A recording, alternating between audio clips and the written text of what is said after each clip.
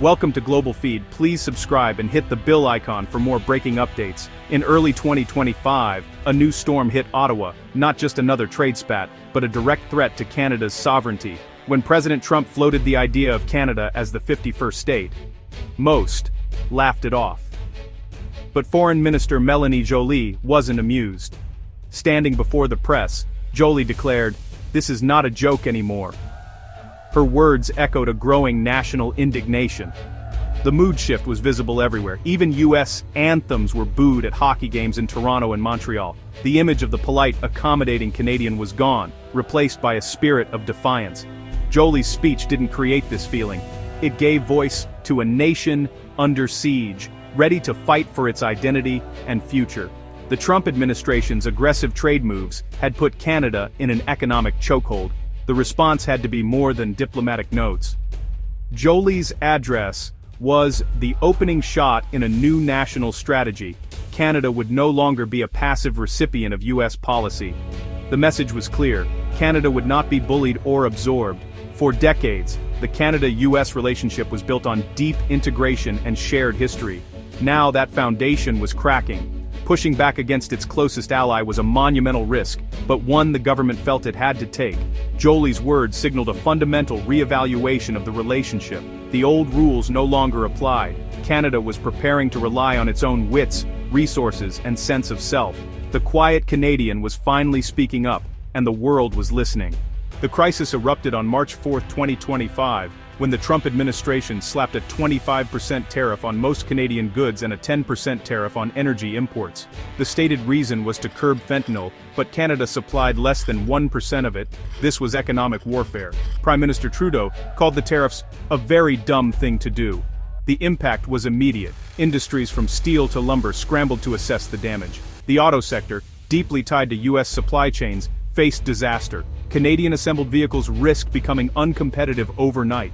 Shock and anger swept the country. The special relationship with the U.S. now felt like a liability. Provincial leaders responded fast.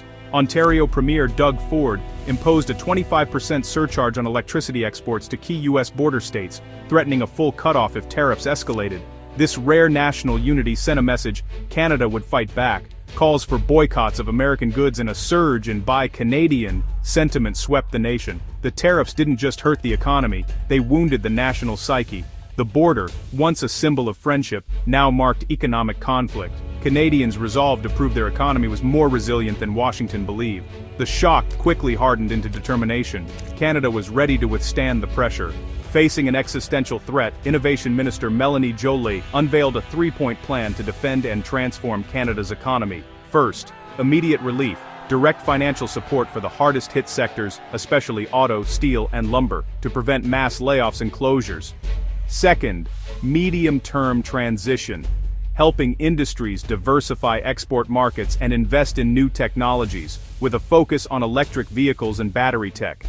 Third, long-term transformation, attracting global talent, investing in AI, and fast-tracking infrastructure to build a more innovative, self-reliant economy.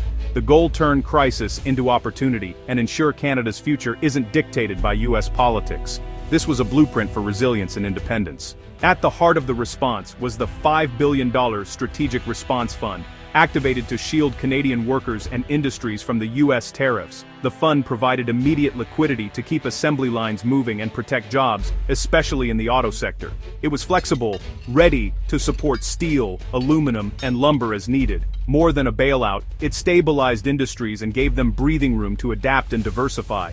Wage subsidies and retraining programs kept people employed and prepared for a changing economy. Ottawa made it clear defending workers and industries was a national priority.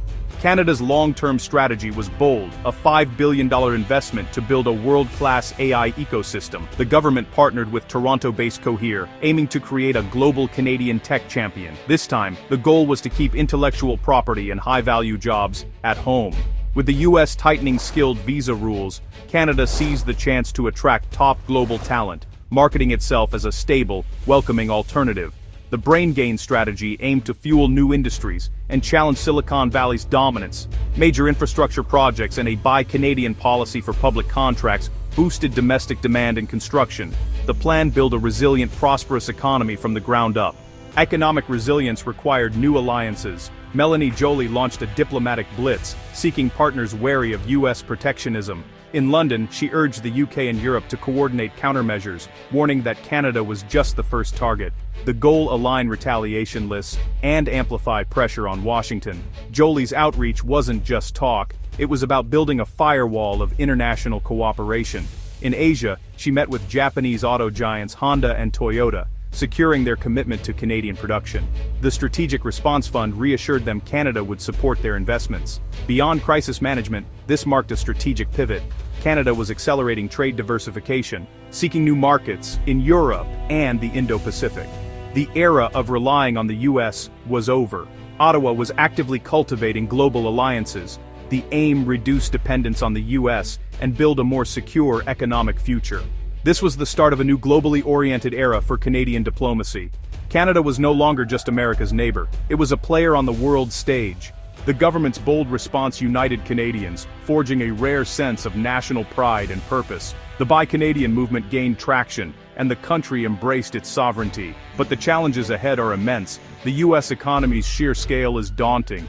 American AI investment alone dwarfs Canada's. Brain drain remains a threat, with many startups still lured south by bigger markets and salaries.